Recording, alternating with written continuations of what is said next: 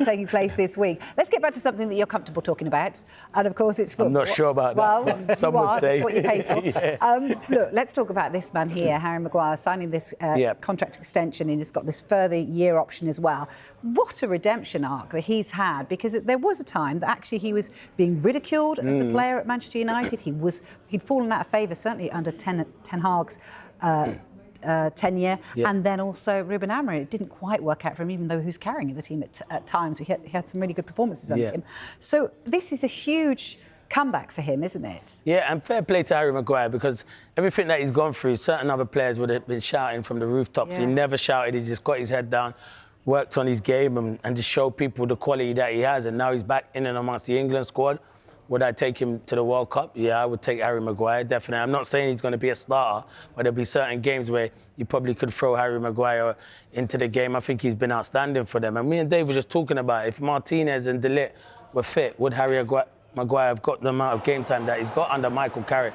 But fair play to him, he's grabbed it with both hands. And I just like his strong determination. If anyone's watching it, players are quick to go when things are not going right for them.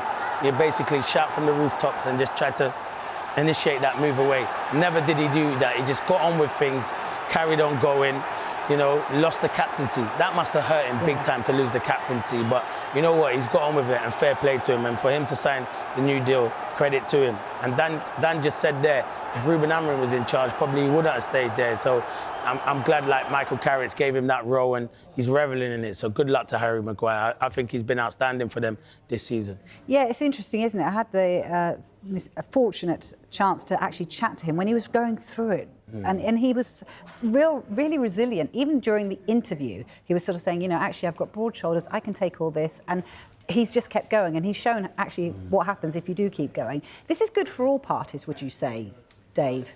Yeah, I mean, it's certainly a good deal for Harry Maguire. He was one of the most highly paid players at Manchester United on the previous contract. Unclear where he sits in the pay structure for this new deal. Yeah. And also you have to think about, well, what would the market for Harry Maguire have been this summer? Would he have been able to attract a club of the stature of Manchester United again? Unlikely.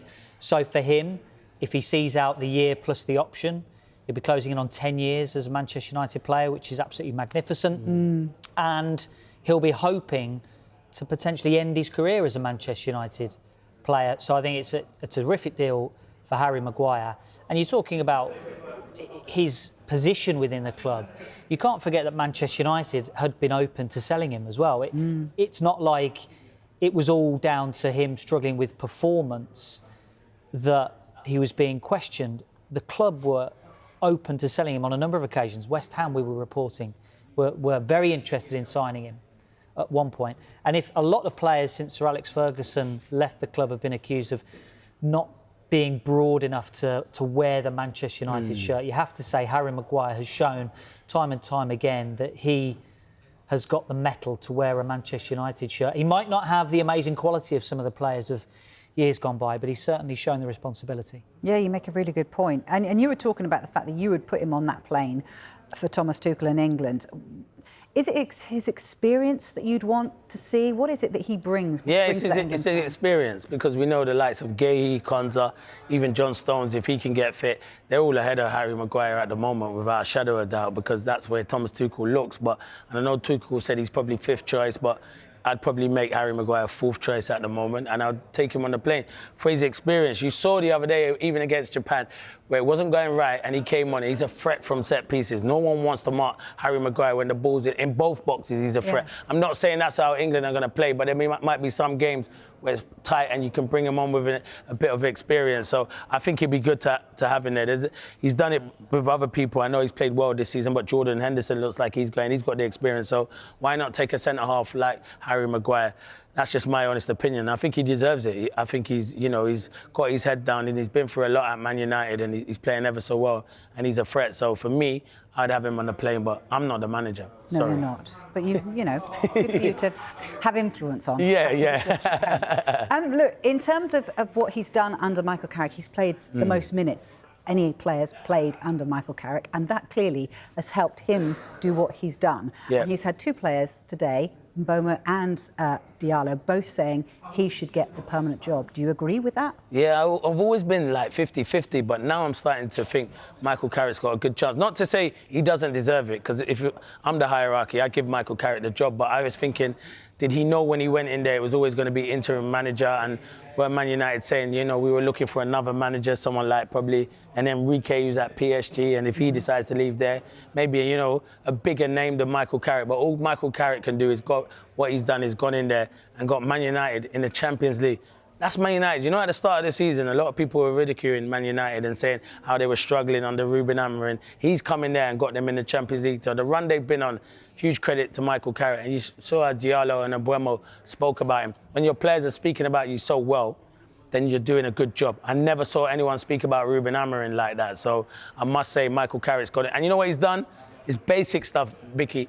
He's gone in there. He's probably told put players in their proper position, play players like Kobbie Mainoo, put people around, an arm around the shoulder, and said they're talented players. You're all good players. Go and express yourself. And they're expressing themselves. Look how good Bruno Fernandes has been. We're talking about him maybe being the player of the year, like with some of these top players in the reckoning for player of the year. Fantastic player, and like Cunha and Mbeumo, Diallo, Kobbie Mainoo who's come back in there. Casemiro had a new lease of life. He's meant to be leaving in the summer. I'd give him another year. Definitely. I'm not saying he's going to play week in, week out. But what I'm saying is his experience, I think he's been outstanding. And that's down to Michael Carrick. So huge credit. So yeah, I've always been 50-50, but why not? I'd give the job to Michael Carrick at the end of the season for sure.